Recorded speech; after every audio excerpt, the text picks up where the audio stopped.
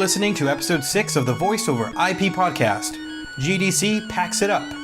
Also, Bioshock.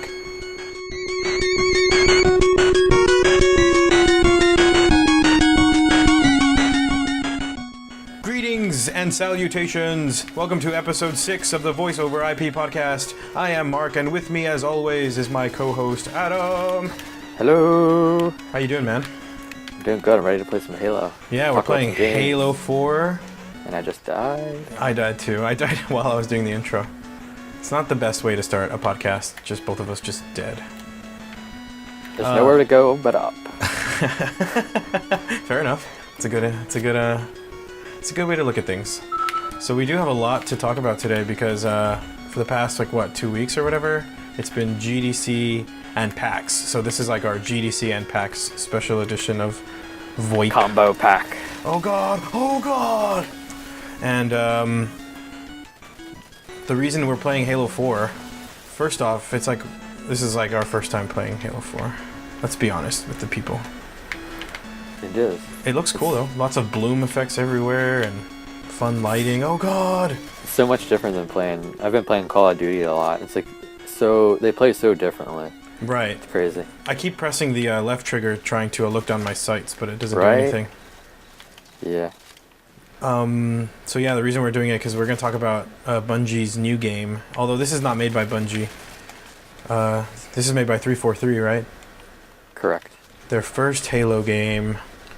The first one that's not made by Bungie.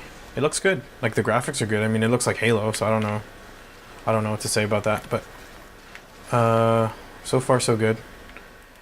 Definitely. Let's get into some... there's a guy right next to me. Let's get into some talking. So, like I said, we're going to talk about GDC and PAX kind of combined because it was like one right after the other. PAX was right before GDC, literally a day, I believe.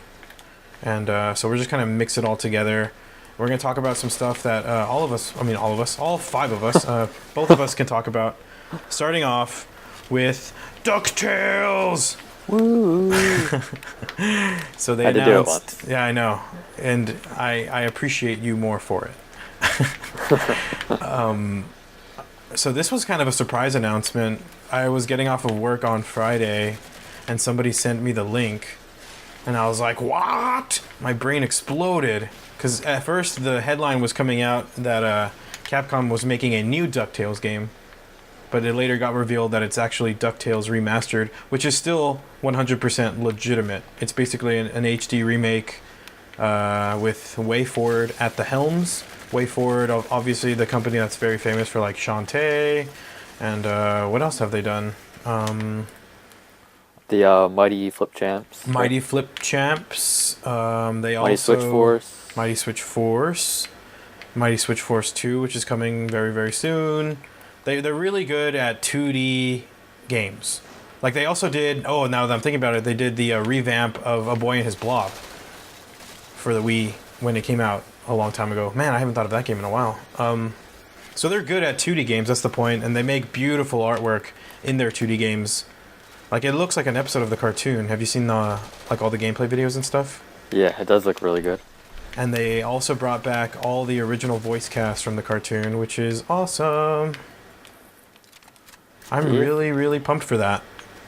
It actually seems like a good, even though it's not really a port per se. Right. But it seems like they're putting a lot of love into it for a change. Yeah. And even though as far it's as coming Capcom, from... that's what I was about to say, is even though it's coming from Capcom, who's been doing ports like crazy, this port actually looks like it has, some attention put into it. It's not just like... It's not like Monster Hunter is what I'm trying to say. Yeah, basically. And I think it's because WayForward. Like, I would imagine that WayForward had a big part to do with how much care is being put into that game. Yeah. It's So funny really though excited. because Warren Spector always talked about, didn't he, that's like his dream game or whatever? Yeah. Was redoing DuckTales. That was his dream game. And actually, I saw an interview with one of the guys from Capcom who was at PAX, and they asked him, have you heard what Warren Spector has to say about this? And he was just like, no, but I know he's very passionate about the series. So, I wonder what he does think about it. I'm sure he's really excited. I mean, he loves Disney, so I'm sure he's a little sad that he's not working on it, I'm sure, but Yeah. I'm sure he's stoked. So DuckTales is coming to basically every single platform. Wii U, Xbox 360, wait, they didn't say iOS or Android. But all the consoles, Wii U, Xbox, PS3. And they also said that they were looking into PC version, but they didn't want to confirm it just yet because I don't know why, but it's not confirmed yet. I think they definitely said it wasn't coming to 3DS or Vita, right? Right, no handhelds. Kinda But interesting. I still want it. I want it for Wii U because, I don't know, it's my Wii U and I want games for it. Well, hopefully it'll have off-TV gameplay, you know, played on your little gamepad. Oh, that's a good idea. I hope they do that. I'm sure they will. I mean, Just melee that guy to death. nice. I haven't really gotten much kills. I'm not doing very good. I think we both have 5 or something like that. I can't even tell. They changed the whole interface. Yeah, it's very. I can't just. It kind of reminds me of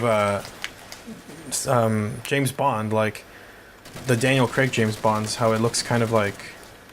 It's like a lot of lines and flat colors. Yeah. Oh, we lost apparently. Oh well. Red team is the Sharks. Blue team's the Manta Rays. Interesting. I know. I thought we were gonna be the Blue Barracudas. I got 5 kills with the blue barracuda. So another thing that kind of got announced at GDC is the Nintendo is ramping up indie game development. Basically, they're trying to make it so that it's seamless for indie developers to bring their games from, I guess, the Unity game engine, right, to Wii U. Right. Is that correct? Sounds right. Yeah, something along those lines. Well, they're doing a lot of things also. They're also enabling it so that you can develop your game in HTML5 and bring it to the Wii U, or JavaScript and bring it to the Wii U. Basically, they're really appealing to the small developers so they can start getting some, I guess, indie games on the eShop, which is kind of cool. I think, the big problem with the Wii U right now is that there aren't enough games. I don't know if this is a console selling thing. Like, I've never heard of an indie game selling a console before. Yeah, and you think, like, it's not like the Wii U's problem isn't that it doesn't have downloadable games, and it has games like The Cave and things like that are really cool. Like Zen Pinball 2 just came out on it. Right. So it's like retail games is what it needs. Not Yeah. And then, we're going to talk about that more in detail, but I think it is cool that they are opening the system up for more developers. It's good for small developers. It doesn't, as far as like the business is concerned, I don't see it making much of an impact on console sales. Yeah, I agree. Yeah, and the next point that we want to bring up is that 2 games that got announced. First one, Battlefield 4, also not coming to Wii U. Well, I say also, I haven't said anything beforehand, but Battlefield 4 is not coming to Wii U. EA's reasoning behind this is that they don't want to stretch their development teams too thin. So it's coming out on, Xbox and PS3, I guess, and probably next-gen consoles, I guess? Yeah, I think so. I think I got stuck. I got killed by the sword guy. Oh, that's who killed us. Okay. Freaking sword guy. Came from behind us, that backstabber. So Battlefield 4 is not coming to Wii U, and another game that got announced is Metal Gear Solid 5 and Metal Gear Solid Ground Zeroes.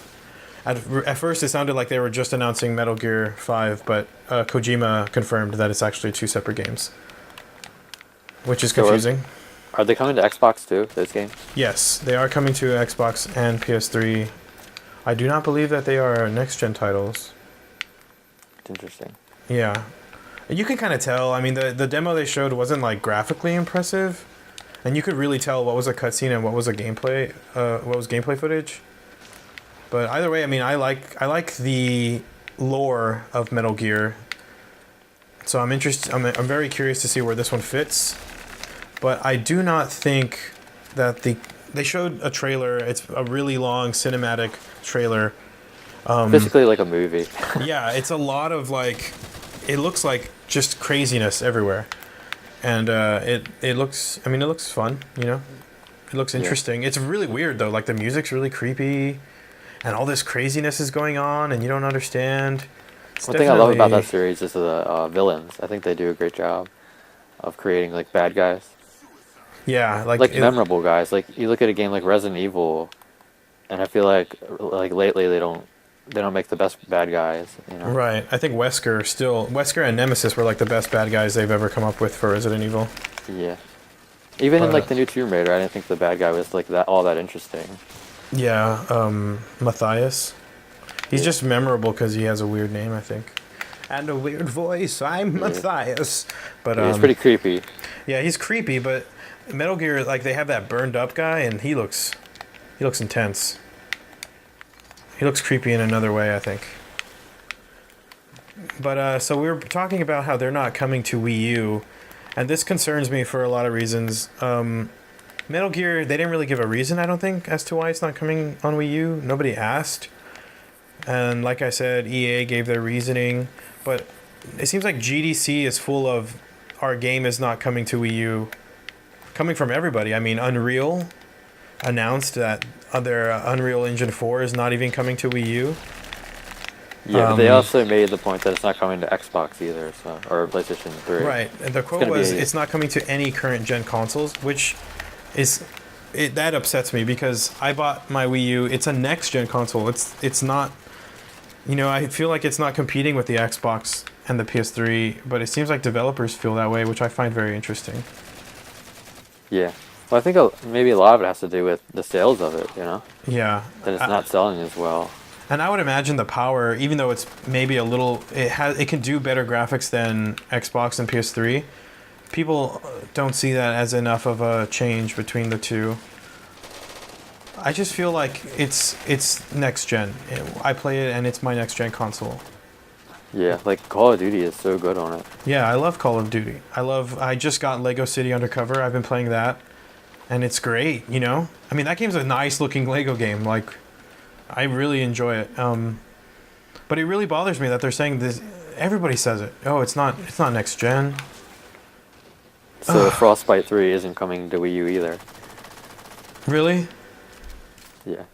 See, this is frustrating. Which is what powers the point. I'm just so frustrated that, like, here's what frustrates me about Unreal, for example. First off, the dude, what's his name, Mark Rein? Yeah. He somebody asked, so is this coming to Wii U? And he actually laughed in their face. Yeah. That's so douchey. And he even said, he went on to say that it was possible for someone to port a game using Unreal or something like that, didn't he? No, he said Unreal 3. He's like, well, we got Unreal 3 working. He's like, what more? He's like, what more do you want from us, or something like that? Yeah, but here's the thing: is that okay? So the Wii U isn't worth your time, but making your engine run in Firefox is. I feel like there's a very bad bias coming from Unreal, especially Mark Rein. He was like this with the Wii as well, so. Yeah. I don't know, it's frustrating to say the least.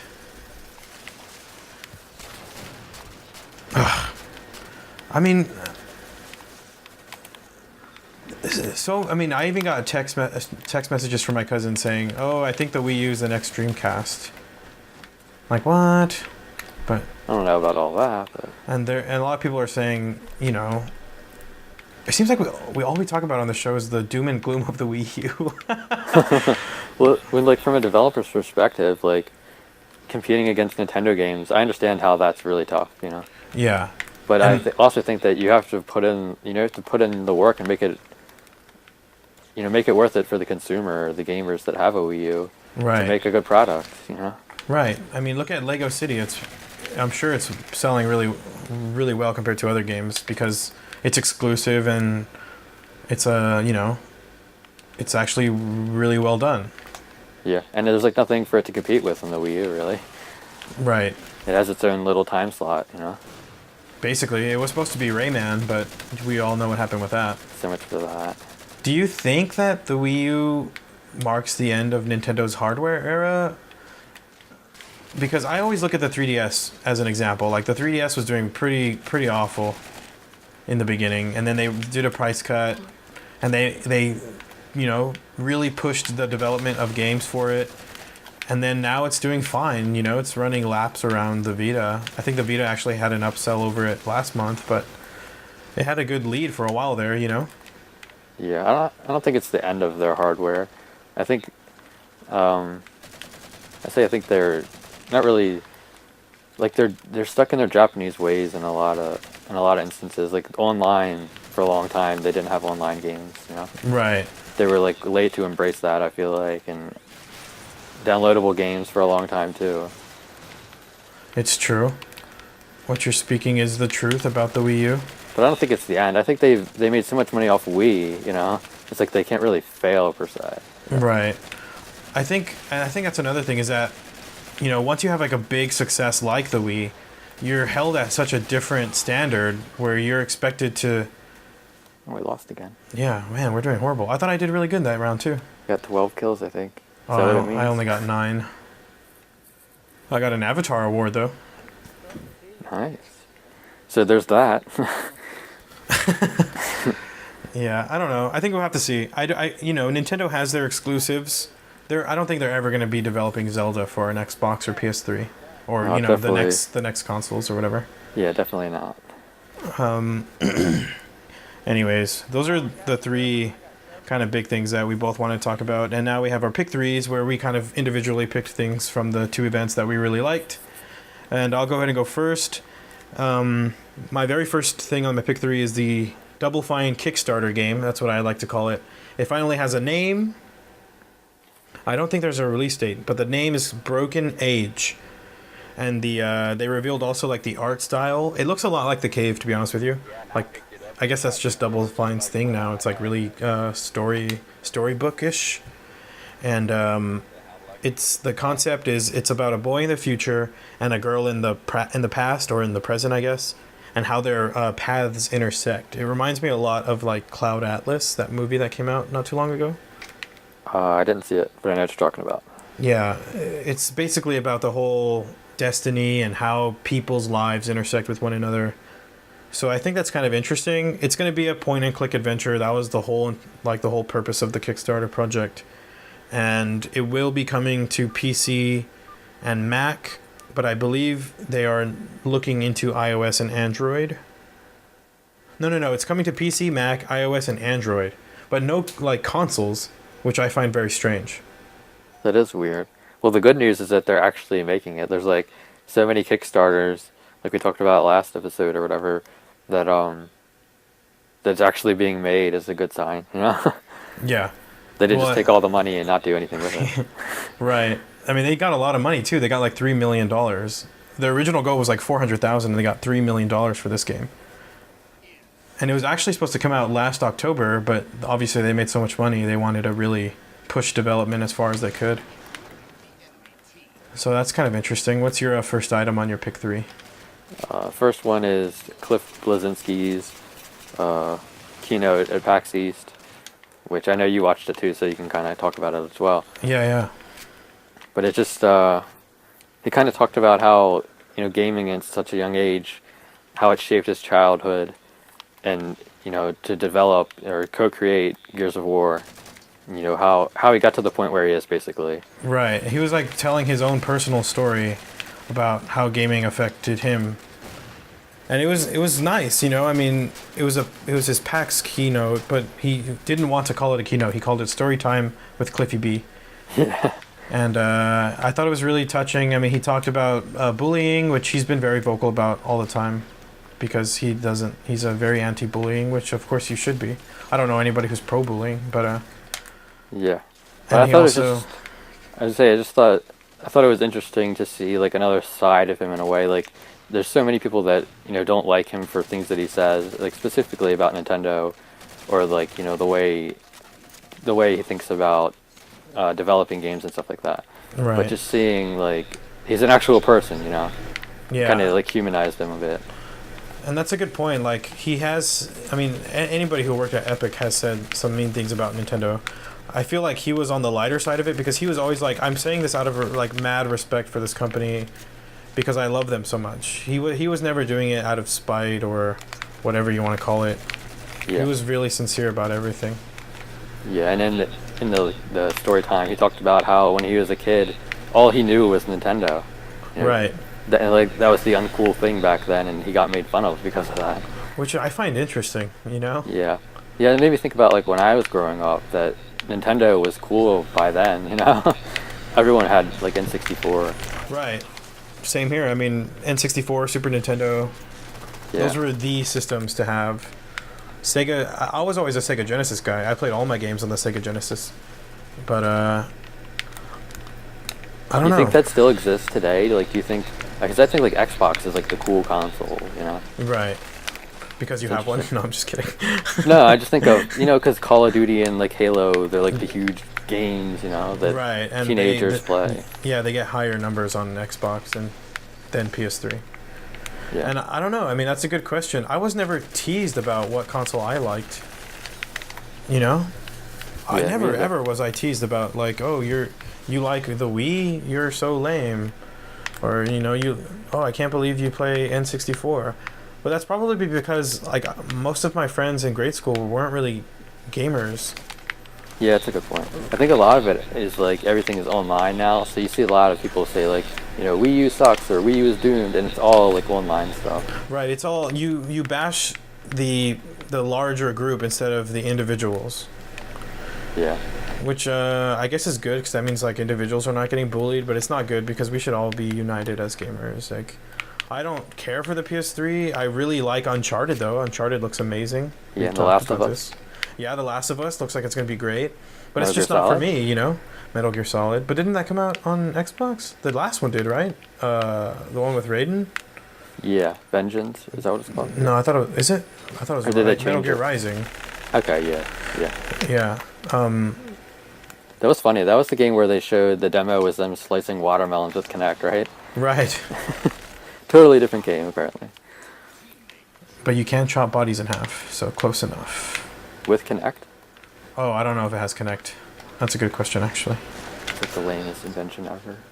Yeah, seriously. Like, it just doesn't get used. I saw something the other day. It was like, a game gets announced for Connect, and I was like, that's like the first one ever in a long time. And actually, I saw another picture like that went viral on the internet that was showing like the shelf where they have Connect games, and it was all dancing games. Yeah. So that's basically all Connect is used for. But to get back to what he was saying, like you were kind of touching on it a bit, like at the end he kind of talked about, like this long journey of playing games and then creating them, and it's something that he loved throughout his whole life, and he just feels like there's so much negativity in gaming that people attack gaming a lot, say like it's too violent, stuff like that, or they say that people all they do is they play games all day and stuff like that. Right. And he felt like gamers should unite and defend that, not let Yeah. people tell them how their medium should be used or whatever. Yeah, I did like that. And I like how he kind of showed how his entire life has been centered around gaming. Like he said, he got his job, he met his wife, all this stuff through gaming. Yeah, and he found the one thing that he wanted to do. And he talks a lot about his dad and, finding what he wanted to do. And he said like basically that what he was doing all that time actually went to good use, Playing Right. games all that time, seeing the ones that, what made a good game helped him develop games as well. Yeah. I do like Cliffy B. I mean, Jazz Jackrabbit. Growing up as a kid, Jazz Jackrabbit was a big inspiration for me, actually. I never really talked about it much just because I hadn't thought about it until I watched his keynote. But I remember seeing Jazz Jackrabbit and just being like, you see, like, it's so creative. It's a gun-wielding rabbit, and he looks super cool. And I was really big into the Looney Tunes, and he was just kind of like a badass version of Bugs Bunny. Yeah. So I was like, okay. I remember drawing Jazz Jackrabbit. After the first time I saw him, that's all I could think about was like how cool he was. I've never actually played those games. Yeah, it's been a while. It's been Is there a only one of really them, long time. or is it like a... I believe there's. I want to say there's 2 or 3, but I don't. It's been so long, I don't remember. Interesting. Yeah. So the next thing on my list is the Ouya, another Kickstarter. What the heck? I didn't mean to do this. It's the hot thing, man. Yeah, Kickstarter is where it's at.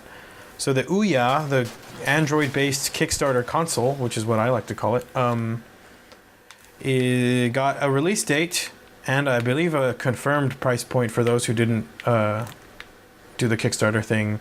It's coming on June 4th of this year. That's like really soon, but it makes sense. It's been a while in development now. And it's gonna be $100. That's not bad. $100, but That's pretty good. I mean, it's just Android powered. First off, you know, it's like having a good tablet that you can plug into your TV. And here's what bothers me. They're trying to sell the console as though it was a mobile phone. So we know that this one's coming out on June 4th, and they've already said that there probably is going to be another one on June 4th, 2014. You know, like a year from now. That's interesting. So it's like the Apple way of updating stuff. Exactly. Apple and now Samsung, obviously. They're really looking at the way the mobile phones get sold, and they want to start doing it like that. And I don't like that. I feel like that's not way gaming. Nobody does that. It's way different than what Nintendo and Sony do, where it's like a whole generation passes before they update. Right. It's so unusual to do that. Like, why? You know? And like all the people who got like the Kickstarter, they're supposed to be like the first ones to it, and it doesn't matter. There's gonna be another one in a year. It's very strange. I don't know. I don't really like that decision. Do you know like what kind of games are going to be on it? I mean, anything available on the Android marketplace. It's Android based, and it does run through. It's kind of like the Kindle Fire in that it runs through its own UI system, but I think at the core it's Android based.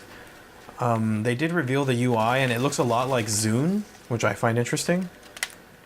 Because that was a success. Yeah, right. Dude, we lost again. We suck. Yeah, we're pretty horrible. At least we're getting kills. You were number 1 on our team. All right. I was getting a lot of melee kills. I don't know. I'm not sure how I feel about it. I'm definitely interested in Ouya. I'm probably going to pick one up and, kind of explore it. It'd be cool if I can link it with my Google Play account and then download all the games I have on my Nexus 7. But that would be cool. I guess we'll see. What's the next item on your list? So going with a different panel this time, which is Bungie's panel at GDC. Okay. They had 2 members of Bungie, and they kind of talked about how it was basically how the world for their new game Destiny was created. Right, which kind of inspired us playing Halo 4. We were talking about it a little bit off the air, and I was like, we should play Halo 4. Or you said we should play Halo 4. Yeah, definitely. Yeah, so what kind of stuff did they reveal about it?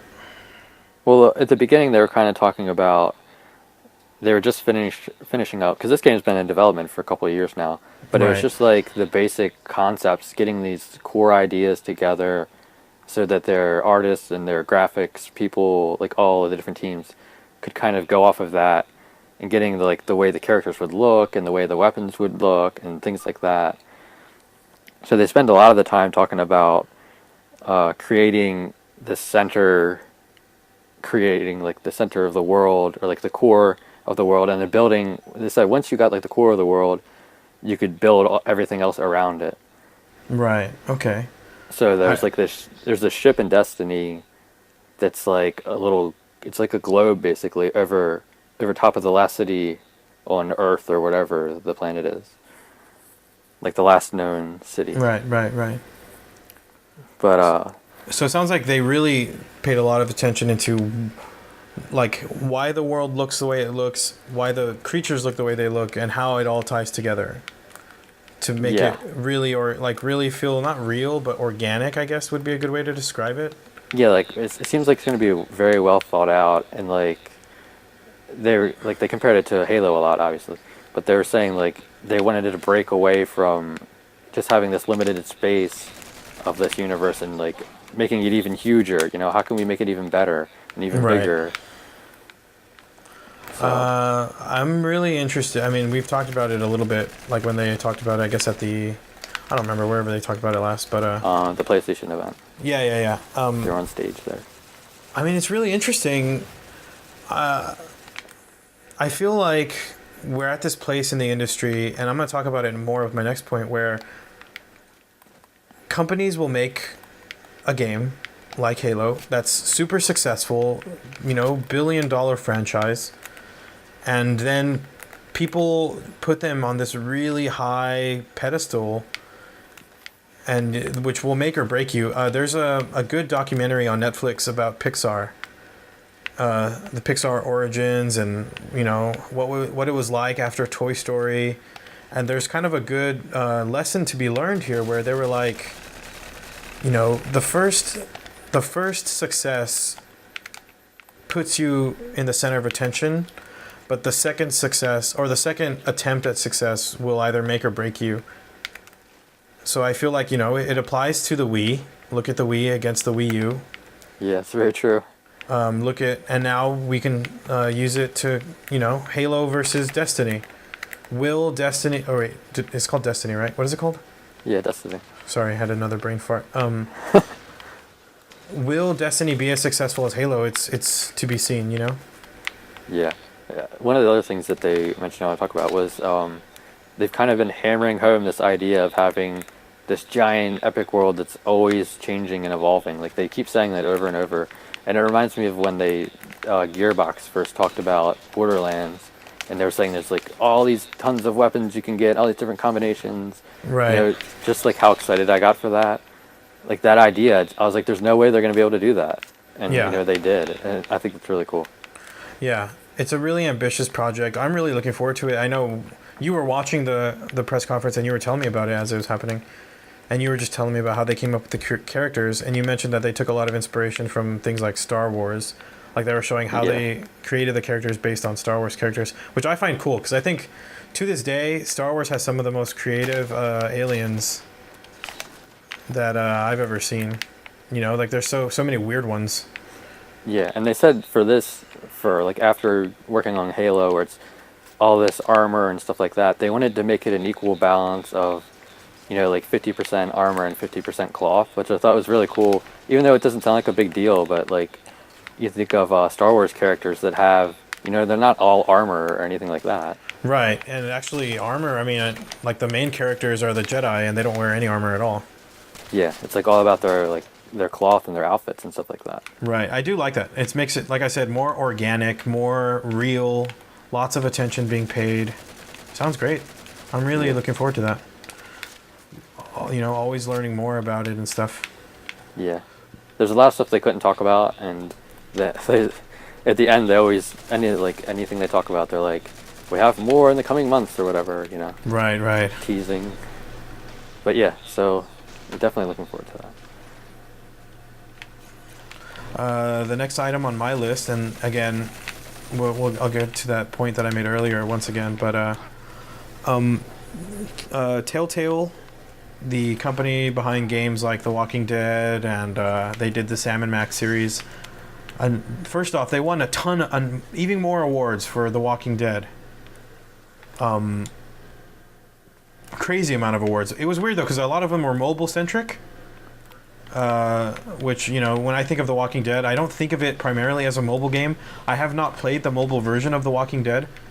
So I don't, it could just be exactly the same. It feels weird to give mobile awards to a game that's multi-platform, though. I don't know. Yeah. Because that's not pushing mobile to its strengths. But whatever, that's me. But everybody was praising Walking Dead and won tons of awards. And they announced their new game, which is coming sometime in the near... I think it's coming summer sometime. It's called The Wolf Among Us. And it's based on a comic series called Fables, which is not to be confused with Peter Molyneux's Fable. Yeah. Which I thought it was too at first, but that's all fine and dandy. They released like one little single cell of artwork, and it looks great. Very noir style, but like not black and white, more like a colorful noir style. Looks very cool. So is this going to be like episodes like the other game? Yeah, I think that's Telltale's thing, is like point and click games. And it's funny, I was talking about the Double Fine Kickstarter game earlier, and like they were saying how basically point and click games were dead and they wanted to bring it back. And I remember telling people, like, what about Telltale? Like, that was when I just started reviewing Jurassic Park, I think, and I was like, it is a point and click game. Why is everybody forgetting that that's all Telltale does? Yeah. But They're like the only company that can do, like have episodes and release them over time, and like they still get it like attention from gamers. It's interesting. yeah, I mean they're really Like, solid. They're a really solid developer. So you know. yeah, it's like they have this proven way to release a game like that, and like I can't think of any other developer that does it that way. Yeah, me either. I mean, they do a remarkable job with that. But again, you know, like I said, I love Jurassic Park. We got Jurassic Park as a review copy, and then I played it, and I loved the hell out of it. I thought it was amazing. This was before Walking Dead even existed. I think they were announced at the same time, but, you know, I didn't really care about the game. And also, Back to the Future. The point is, Telltale does a lot of amazing things, but Walking Dead is the one that really like set them in people's crosshairs, you know? Yeah, And like everyone talks about that game. It's crazy. Yeah, everybody constantly Walking Dead, the game. I mean, it has won so many awards for a point and click. Well, I think it's a point and click game. I don't know, but will The Wolf Among Us be as successful as The Walking Dead now that people are paying attention to them? Because like Back to the Future and Jurassic Park are amazing games. Like, why was it The Walking Dead, and you know, what about everything else? Even the new Walking Dead game that came out, Survival Instinct, isn't that what it's called? Yeah, Everyone was like, this game doesn't compare to the to the point and click adventure game. yeah. Which I find it's so strange for people to be saying that. I don't know. Like, I didn't think point and clicks were dead or anything like that, but like, I don't know. It's just really weird. Nice, I killed the sword guy. Nice. I just got assassinated from behind for calling Walking Dead a point and click adventure game. I don't know. Like I said, it's interesting that you have one success and then people are just like, okay, Make some you more. know, yep, you're up on the plate now. Let's see what you got. It's kind of like what Apple's going through, where they release like a great phone and a great tablet, and everyone's like, okay, what's next? Right. A lot of people, yeah, you get like, even with Steve Jobs and Tim Cook, you know, you get compared, and you can never live up to people's expectations. They just get so high. We won! Dude, I got the last kill. I got an achievement. Sweet. Not some recruit anymore. Nice. That's the achievement I got earlier. Ooh, I only got 5 kills that time. Oops. The one guy got 31. Wow. He saved us. He did. What's your third point? My third one is the Tomb Raider scavenger hunt that was announced today, I believe. Sweet, because we cannot go an episode without talking about Tomb Raider. Yeah, if you haven't played it, go play it right now. This episode brought to you by Tomb Raider, just like every single other one. So, this scavenger hunt, you go to rewards.xbox.com/Tomb Raider, Tomb-Raider, Okay. and you can register your gamer tag there. So I guess, I don't know, I think it's for any console, as far as I know. Like, you can use any gamer tag. But, so you can register, and then you get entries each time you play Tomb Raider. So it's like, I think it's like 5 hours, and then like 10 hours or something like that. So you have to actually be playing the game, and you get entries that way. Yeah, or you can buy the DLC map pack that came out. And you get another entry. A few weeks ago. Yeah, you get a certain amount of entries for that. So the cool thing is the prizes, which I showed you. Yeah. There's a giant statue, and then once we looked at it, we realized the retail value for it is like $7,500 or something like that. Right. It's a life-size statue of Lara Croft. That's what I was going to say. You say it's a giant statue. No. It's life-size. It's not just like a big statue. It's like Lara Croft is standing in the corner of your room. Yeah. All day. It's like huge, and it's really detailed, and it looks great. Definitely. So there's that, and then there's lithographs, which are pretty cool. Yeah. There's an Xbox console you can win. A really nice Xbox console. It has like a Tomb Raider graphics on it and stuff like that. Yeah, and then there's the controller to match that, which you can win that. And then there's like merchandise, like the different shirts that they have at TombRaider.com, I believe. Right, like the Escape shirt. Yeah. Alex's Escape shirt, which is pretty cool. Yeah, so go do that. Go enter that and win stuff. Win stuff. You can be the win envy Tomb of all your Raider friends. stuff. You'll be the envy of all your friends. Yeah, I want to win some stuff. Heck I don't know yeah. about you. I need to go enter. I'm really bad at things like that. But I will try. Because we do play Tomb Raider fairly often, so we could get a lot of entries. Yeah, you can play. You can get entries just for playing the single player, or you can play the multiplayer if you've already beat it. Bam! Bickety bam! Tons of hours you can put into that game. So go rent the game if you haven't played it, or go buy it. Actually, it's worth it. Yeah, give the developer money. Yes, They give need them it your apparently. money. Right? Well, Square Enix does anyway. Oh yeah, man, we didn't even put that on the list. We could talk about it really quick. Square Enix, the CEO guy, right?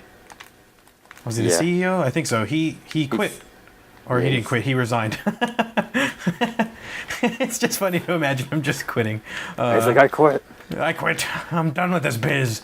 But he resigned because they're just saying like, you know, they didn't have as expected results as they were expecting. There we go. That was a good sentence, right? I know words. I can talk. I can talk. We talked about this before with Nintendo, where it's a very Japanese thing to do, where if your company's not doing well, bam, shift the management. Yeah, we can talk about that. We can kind of relate it to Nintendo, like we were talking about earlier. If the Wii U is,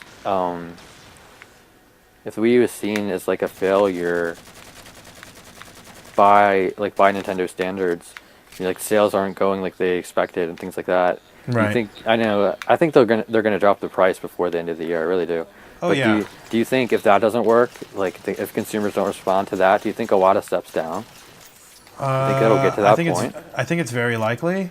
Will he is the question.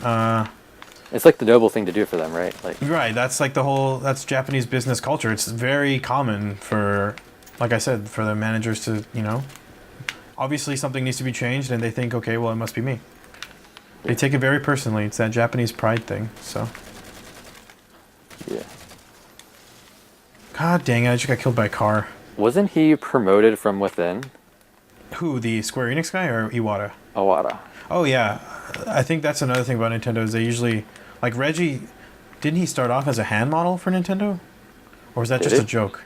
I don't know if that was a joke in Nintendo Power. It might have been. I think he was the CEO of something else, like another company. Right. Or president or whatever. All these silly titles. I know it's hard to memorize, but he did start off as something else, and then he got made Nintendo of America president. Yeah, he basically got a makeover. Talk all things Nintendo. It might have just been a joke in Nintendo Power, but I remember reading that he was a hand model. Now that I think about it, it sounds pretty absurd. So I don't think that's true. Yeah, he does have really giant hands, though, doesn't he? Yeah, maybe that's what it was. Like they were making fun of his giant hands. Oh, I think this was during the time of the Game Boy Micro, so I think that could be what it was. Yeah. I don't know. Talking out of my rear end right now, I guess. But speaking of contests, we're going to sort of talk about a contest. And if this gets cut, then obviously we won't talk about it. But we're going to launch our very first giveaway. We have what I am officially calling an Xbox Live Arcade Fun Pack. Hooray! Featuring the Maw and More.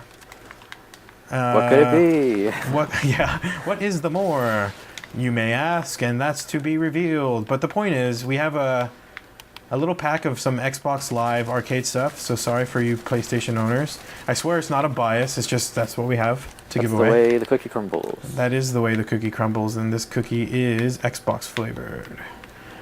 But, yeah, hopefully we'll in the future we'll switch it up and do PlayStation. Yeah, or Wii U and or Android and next gen consoles, as they like to say. Yeah, we'll have next gen console games. Yeah, but for now it's Xbox, and all you have to do to be entered to win is leave a comment on the YouTube version of this video, youtube.com/Arachnid, which is ARAKNID. You'll find the channel there where we upload the YouTube videos. Leave a comment on this episode with some critique and comments saying, like, you know, if we're horrible, just say you guys are really bad. Please never record another episode. And even if it's negative, you will be entered to win the Xbox Live Arcade Fun Pack. Yes. That's it. And if you have good stuff to say, that's awesome. But it doesn't get you an extra entry. You don't have to be nice to us. We really want to improve the show, and we want to know what makes you listen and why you're not listening. Legitimately, we want to know. So that's how you can enter to win the Xbox Live Arcade Fun Pack featuring the Maw and More. It's the longest title ever. Yeah, it's totally worth it though. It has a long name, but it'll be totally worth it. It's some good stuff. It's some good stuff. So leave a comment, and you will be entered. Please, we will be announcing winners probably next week. So please keep an eye on your YouTube inbox, because that's how we will be contacting you. So keep an eye out. And that's basically it for that's what we liked from GDC and Pax. Let us know in the comments below what you liked from GDC and Pax, and maybe something we didn't talk about that you thought we were going to. That does not... Yeah, it gets you an entry into the contest. Why not? It's a comment, so it'll be there. It makes my life easier, so... Works for me. The moral of the story is if you want to enter the contest, just leave a comment. But, yep. So now we have... I put a tweet right before we started recording, asking people for some questions about GDC, PAX, gaming, and life in general. So we got a few comments. That's a question and a comment put together. Nice. The very first one comes from Mike Jones, asking thoughts on the new Bioshock and the crossover game Defiance. So first things first, Bioshock Infinite released on the 26th of March. It is currently the 29th of March, so that was 3 days ago. I can do math. So what are your thoughts on the new Bioshock? I really want to play it. I mean, that's all I need to know, I think. I need to play the other ones, though, and I don't think they're really related. Right. It looks like Bioshock Infinite is kind of its own animal. Yeah, because it's up in the sky. And right. And the other ones were underwater. But I am very interested in Bioshock Infinite. The reason... There's a number of reasons I'm not playing it right now. The first one being, like, I like to give myself a certain gaming budget, or else I'll just go completely broke, and... I just got, we both got Lego City Undercover and Luigi's Mansion 2 for the 3DS. Yeah. Which you've been playing, by the way, and you said you really like. Yeah, I've been playing Luigi's Mansion. And, like, I knew that once I first saw it a while ago, wherever it was, like E3 or wherever they revealed it at, like, I don't know, I haven't played the GameCube one in so long. Like, it was like, I didn't know if it was just, like, the nostalgia kicking in, you know, like, man, I gotta have this because it's another Luigi's Mansion. Right. So I was kind of surprised that once I played like a few hours of it, that it's like a lot more than just running around and catching ghosts. Like there's all kinds of like puzzles and stuff like that, and a lot of collectibles. If you like those kinds of things, I think you'll really like it. So sweet, and it's been getting a lot of like rave reviews, if you will. Like a lot of people are really digging the new Luigi's Mansion. So yeah, definitely one of the best 3DS games I've played. Sweet. It looks really good too. Yeah, kind of went off on a tangent there, but that's why I'm not getting the new Bioshock, is just because I've you know, my gaming budget's pretty empty right now. Even a budget aside, like time-wise, there's only so much time to play games, you know? Oh yeah, and if I'm gonna play Bioshock Infinite, I mean everybody's loving it, so I definitely want to give it, you know, the attention it deserves. Yeah, and another reason is that, like obviously I really want to play it, but like. Games that come out, like huge blockbuster games, they sell like the millions, like 1 million units or whatever, and then they get like a price drop a few weeks later. It's kind of ridiculous. Oh yeah, I mean I think Tomb Raider is already on sale for like way less than we bought it for. Obviously we bought the collector's editions, but still. Yeah, and I'm happy with that. Like that game, I'm kind of fine with it. But like Bioshock, it's not like a game I need to play right now, you know? Yeah. Like for me, I know a lot of people love that series, and like I understand that. Yeah, I respect that, but you know, I'm not in a rush to play it. As far as the other game, Defiance, I actually didn't know about it until Mike asked about it. Really? Because I've seen, hey, look, we actually won a match. I've seen commercials for it, and like, it's really like cinematic and stuff. And I'm like, what is this? Is this like the next Call of Duty, or like, what is it? And it ends up being Defiance. It's kind of cool. Yeah. Defiance, I guess, I looked it up once, you know, I saw the question, I was like, what the heck is that?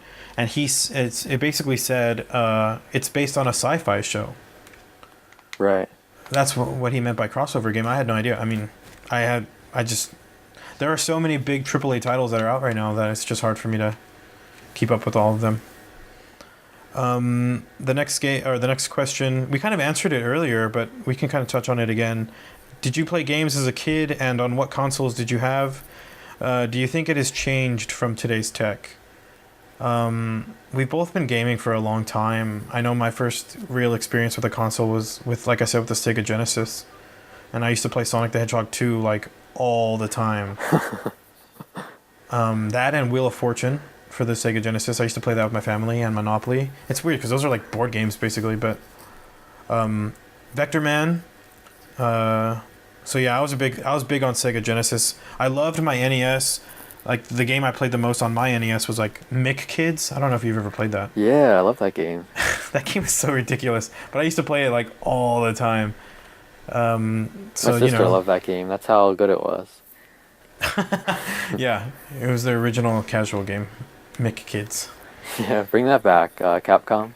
Dude, that would be insane if they brought Mick Kids back. I don't know how I would feel about that. I think there might have been a sequel. For some reason, I'm feeling like there was.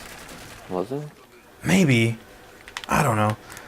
But yeah, I mean, what about you? Like, what did you play growing up?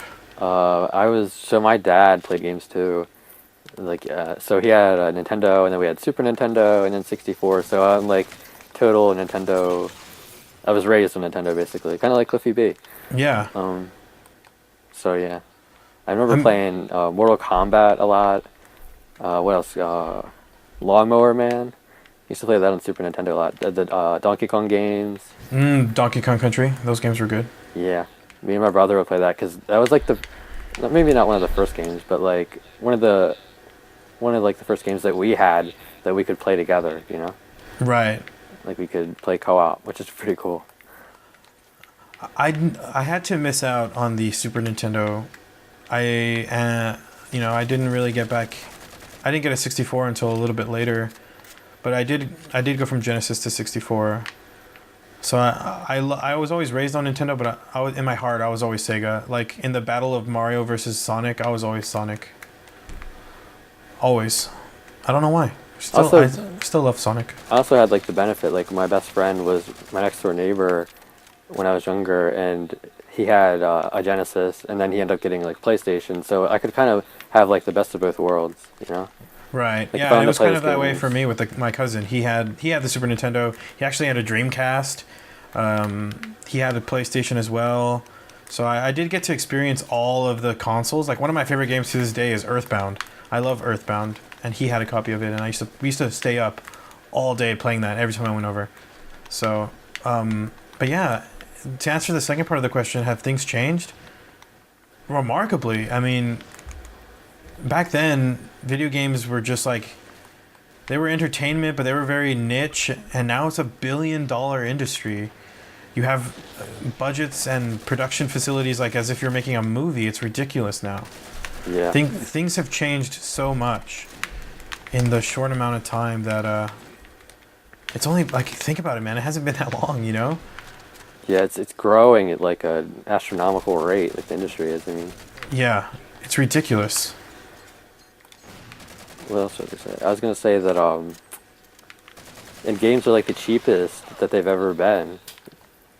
Yeah. Even though they're like $60, I remember when they were way more. Like it makes you like sound really old when you say like I remember when games were $70 each or whatever, you know? Yeah, and you're paying. It's weird how the prices haven't changed much, but you're getting so much more now. You know, like online multiplayer and like HD graphics and yeah, everything has co-op. Kinds of crazy stuff. Yeah, it's ridiculous. Like things.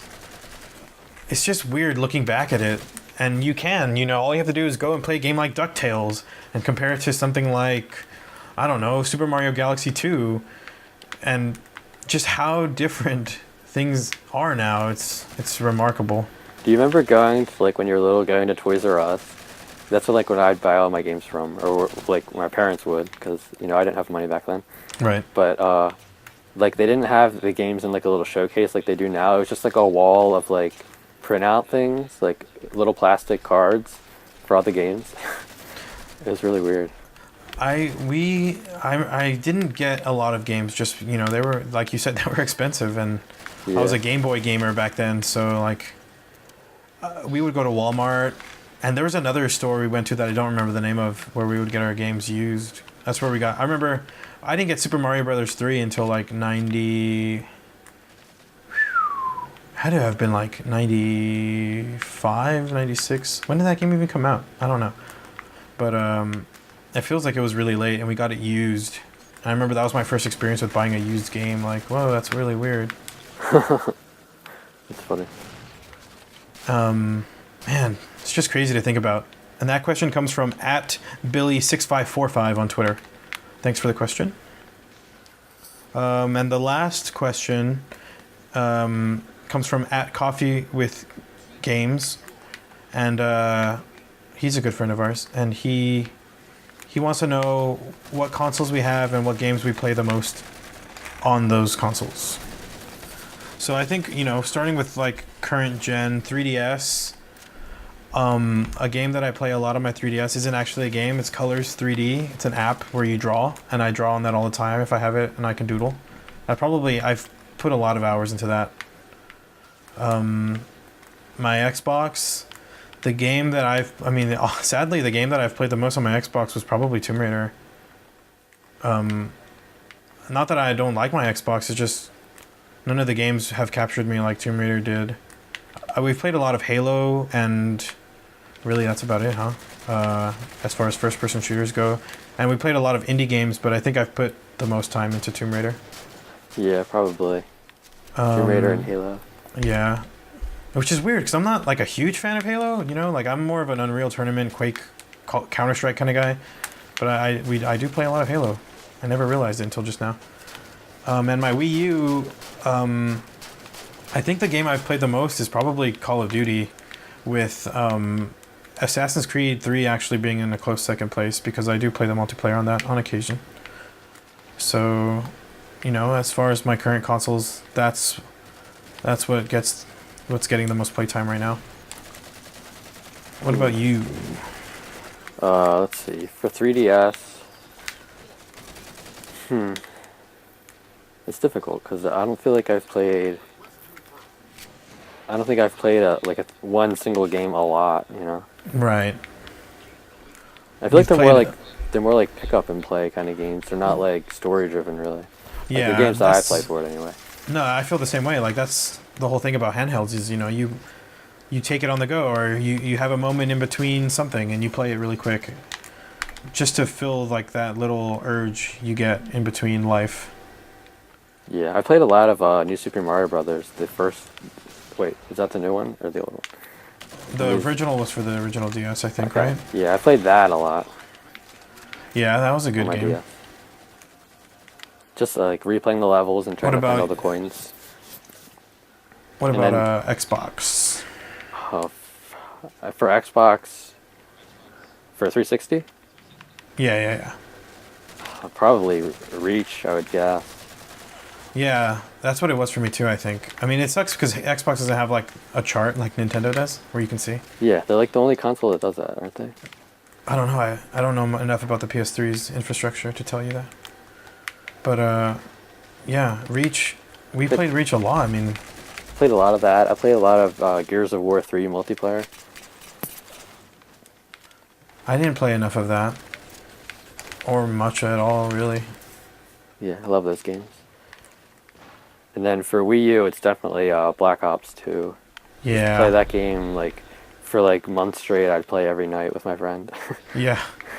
That's a good game too. It's such a good. I mean, people give Call of Duty a lot of flack, but it's actually a really solid FPS that grabs your attention for a very long time. Yeah, and there's like a ton to do in that game. It's like so worth the whatever $50 or how much it costs right now. Oh yeah, I 100% agree with that.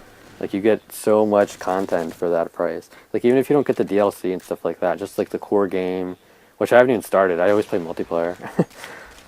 Yeah, I haven't even touched the single player. But surely we both put like over 100 hours into that game. Yeah, definitely. Yeah. So those are the games we play the most. Hopefully that helps with any research you're doing or whatever. Yeah. Hopefully that'll be games thing. Destiny will be the next one. Oh yeah, Destiny. It's multiplayer, right? Like that's like its whole thing. Yeah, it's supposed to be like co-op driven. Like that's what they wanted to make it like. It wasn't just one single hero like Master Chief. It was like a whole group of people, like a whole city of people, like rising up or whatever. Right. Craziness. I can't wait. Can't wait to see more of that. I'm sure it's like a whole living world, and I'm really excited to experience it. Yeah. And I just died. Welcome Nothing unusual. Welcome to the end of VoIPP, where I always seem to die right when we're done recording. But I have an idea for a segment. As you know, I was at South by Southwest recently, and one of the booths gave away a magic 8-ball as a swag thing. So here's what we're going to do at the end of every episode, unless people think it's stupid. We're going to ask it a yes or no question, and we're going to see what the 8-ball says. Because this is ooh, I just hit my microphone. This is credible game journalism right here, man. Magic 8-ball. High tech stuff. Yeah, what should we ask it? How about, will the Wii U recover from its slump? Do you agree with this question? Yeah, that sounds good to me. Okay. Will the Wii U recover from its slump? The answer is... Come on, 8-ball. Ooh, cannot foretell now. Ooh. Should I shake it again? Because that's a BS answer. Yeah. Stupid 8-ball. I got 22 kills, wow. It says it's very likely. You heard it here first on VoIPP, the Voice over IP podcast. Thanks so much for listening. That's it for this episode. Gosh darn it. One of these days I'll end this episode and it won't be incredibly awkward. Thanks for listening. This is the end of the episode. Such a fail. I'm a fail biscuit. Thank you so much for listening to episode 6 of VoIPP, the Voice over IP podcast.